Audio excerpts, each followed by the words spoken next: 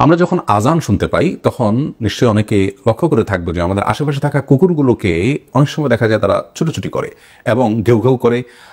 এই যে আজানের সময় কুকুরের দিক বিদিক ছুটে বেড়ানো কিংবা অস্বাভাবিকভাবে ঘেউ ঘেউ করতে থাকা, বিকট আওয়াজ করতে থাকা, কোরআন হাদিসের আলোকে এর কোনো রহস্য বা তাৎপর্য আছে কিনা, এই প্রশ্ন উত্তর খুঁজতে গিয়ে সর্বপ্রথম যে হাদিসটি আমাদের মাথায় চলে আসে সেটি বুখারী মুসলিম একযোগে বর্ণনা করেছে এবং নবী করিম সাল্লাল্লাহু আলাইহি ওয়াসাল্লাম ইরশাদ করেছেন, যখন আজান এর আওয়াজ হাঁকা হয়, মুয়াজ্জিন যখন আজান হাঁকেন তখন শয়তান খুব বাজেভাবে পলায়ন করে। অর্থাৎ আজানের আওয়াজ শয়তানের জন্য বেশ কষ্টকর। এই কারণে কোনো ব্যক্তি, পরিবার বা স্থাপনায় দুষ্টজিন এবং শয়তানের প্রভাব দেখা দিলে যারা রাকি বা ঝাড়ফুঁক করেন তারা যে সমস্ত আমলগুলো করেন তার মধ্যে থেকে অন্যতম একটি গুরুত্বপূর্ণ আমল হলো আজান হাঁকা। কারণ আজানের আওয়াজ যেহেতু শয়তান সহ্য করতে পারে না, এজন্য আজানের মাধ্যমে শয়তান এবং দুষ্টজিনকে তাড়াবার জন্য তারা চেষ্টা করে থাকেন। তো এই হাদিস থেকে বোঝা গেল যে শয়তান ছুটোছুটি করে আজানের সময়। আরেকটি হাদিস আবু দাউদ এবং অন্যান্য হাদিস কিতাবে বর্ণিত হয়েছে যে নবী করিম সাল্লাল্লাহু আলাইহি ওয়াসাল্লাম বলেছেন, ইদা সামিআতুম নুবাহাল কালব, কুকুরের ঘেউ ঘেউ আওয়াজ যখন তোমরা শুনতে পাবে, অস্বাভাবিকভাবে কুকুর অনেক সময় ঘেউ ঘেউ করতে থাকে, কোনো কিছুই নেই কিন্তু তারপরও সে বেশ অস্থির হয়ে যাচ্ছে এবং প্রচুর পরিমাণে ঘেউ ঘেউ করছে, আমরা প্রায় লক্ষ্য করব। তো এই সময় নবী করিম সাল্লাল্লাহু আলাইহি ওয়াসাল্লাম বলেছেন যে আল্লাহর কাছে যেন আমরা আশ্রয় প্রার্থনা করি বিতাড়িত শয়তান থেকে। এই হাদিস থেকে বোঝা যায় যে শয়তানের আপনার মুভমেন্ট বা তার দিক বিদিক ছুটে বেড়ানো, এই বিষয়টা কুকুর বিশেষভাবে দেখতে পায়, যার কারণে কুকুরের এই বিকট আওয়াজ করার সময়টাতে আল্লাহ তাআলা শয়তান থেকে আমাদেরকে আশ্রয় প্রার্থনা করতে বলেছেন, যেহেতু শয়তানের আনাগোনা ওই জায়গায় সে দেখতে পায় পরিষ্কারভাবে। তো এখান থেকে বোঝা যায় আজানের সময় শয়তানের যে পলায়ন এবং ছটপট করে দিক বিদিক ছুটে বেড়ানো, এই বিষয়টি কুকুর দেখতে পায়। সে কারণে কুকুরের মধ্যে একটি বিশেষ পরিবর্তন আমরা দেখতে পাই, সেটি হাদিসেরই আলহামদুলিল্লাহ বাস্তব দৃশ্য হয়তো আমরা দেখতে পাই।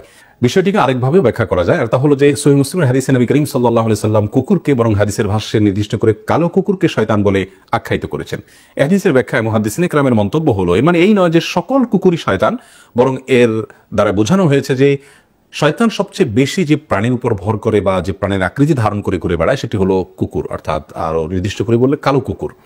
তাহলে একদিক থেকে আমরা হাদিস থেকে জানতে পারলাম যে আজানের সময় শয়তান চটপট করে দিক বিদিক ছুটোছুটি করে এবং পলায়ন করতে থাকে, অপরদিকে শয়তান কুকুরের আকৃতি ধারণ করে। অতএব কুকুরের মধ্যে আজানের সময় যে বিশেষ অস্থিরতা, ভাবলেশ বা বিকট আওয়াজ করা, ছুটোছুটি করার যে প্রভাব আমরা দেখতে পাই, এটি হাদিসেরই হয়তো বাস্তব রূপ বা নমুনা, সেটি দুই ব্যাখ্যার যে কোনোটি হতে পারে। আল্লাহু আ'লাম বিসওয়াব।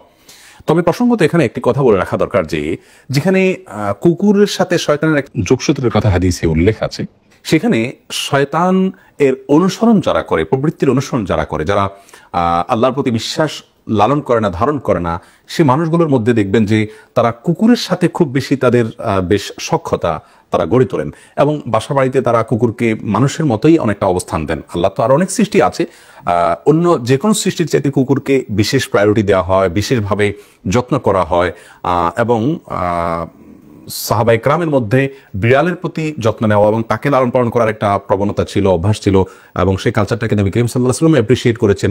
সেটিও আমাদের সমাজে আছে এবং মুসলিম অমুসলিম নির্বিশেষে অনেকেই হয়তো বিড়ালও পালেন, কিন্তু কুকুরের প্রতি যে যত্ন নেওয়া হয় এবং কুকুরকে যে বিশেষ গুরুত্ব দেওয়া হয় সেটা অন্য কোনো প্রাণীর ক্ষেত্রে দেওয়া হয় না। অর্থাৎ হাদিসে যেখানে শয়তানের সাথে যোগসাজশের কথা বলা হয়েছে, সেই শয়তান হয়তো তারই চক্রান্তের অংশ হিসাবে মানুষের ঘরে প্রবেশ করেছে কুকুরের আকৃতি ধারণ করে অথবা কুকুরের উপরে ভর করে। এরকম নানাভাবে আমরা বিষয়টিকে ব্যাখ্যা করতে পারি। কারণ হাদিসে যেটিকে নিষেধ করা হয়েছে সেটা কেন এত বেশি আগ্রহের সাথে অমুসলিমদের মধ্যে করার প্রবণতা দেখা দিবে, যদি দুঃখজনকভাবে মুসলমানদের মধ্যেও অনেকের মধ্যে এটি দেখা যায়। তবে এর মানে এই নয় যে কুকুর এর সাথে শত্রুতা বা বিদ্বেষ লালন করতে হবে, মোটেই তা নয়, বরং কুকুর অন্য 10টা প্রাণীর মতো আমাদের ইহসান এবং আমাদের অনুগ্রহ পাওয়ার উপযুক্ত। কারণ কোন কুকুর এর উপরে শয়তান ভর করেছে বা আকৃতি ধারণ করেছে আমরা তো জানি না, এই জন্য আমরা গড়ে প্রত্যেকটা কুকুরকেই আমরা চেষ্টা করব একটা প্রাণী হিসেবে তার প্রতি আমাদের যতটুকু ইহসান করা উচিত ততটুকু যেন আমরা করি। এবং এই বিষয়ে একটি হাদিস আমরা অনেকে শুনে থাকবো যে অনেক আগের যুগের এক নারী, তিনি ব্যভিচারিণী ছিলেন এবং একটি কুকুরকে বেশ পিপাসার্থ দেখে, অনেক কষ্টে হাঁপাচ্ছেটি দেখে তিনি তার নিজের কাপড়ের আঁচল ভিজিয়ে সেখান থেকে পানিচিবি কুকুরকে পানি পান করিয়েছেন এবং এর কারণে আল্লাহ তাআলা তাকে মাফ করে দিয়েছেন। বিধায় কুকুরের প্রতি অনুগ্রহ করাতে কোনো দোষী কিছু নাই, কিন্তু মাখামাখি করাটা হাদিসের আলোকে এটি আমাদের নিজেদের জন্য ক্ষতিকর, আমাদের ঈমানের জন্য ক্ষতিকর, আমাদের আখিরাতের জন্য ক্ষতিকর। আর সেই সাথে আজানের সময় কুকুরের ছুটোছুটি করার বিষয়টি হাদিসের আলোকে একটা রহস্য রয়েছে, সেটি কিছুটা আমরা হয়তো আঁচ করতে পেরেছি।